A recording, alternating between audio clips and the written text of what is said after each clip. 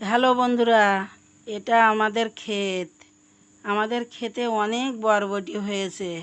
আমরা এখন বরবটি নামাতে এসেছি। কত বরবটি দেখো।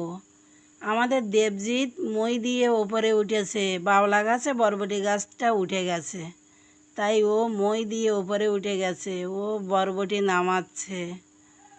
কত বরবটি নামাচ্ছে।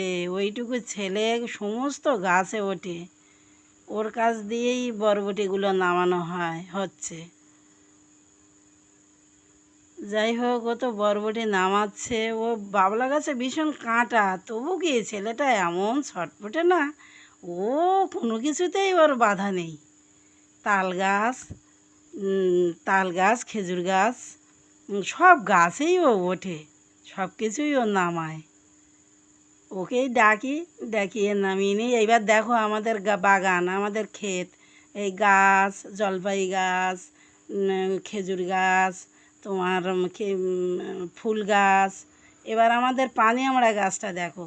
পানি আমড়া গাছে প্রচুর পানি আমড়া ধরে, কিন্তু এই টাইমে একটা দুটো ধরে, একটা দুটো হয়, 12 মাস হয়, কিন্তু ওই একটা সিজনে খুব হয়।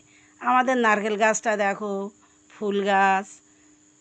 ক্ষেত, চারিদিকে শুধু ক্ষেত, এ গাছ সে গাছ ও গাছ ভর্তি হয়ে আছে।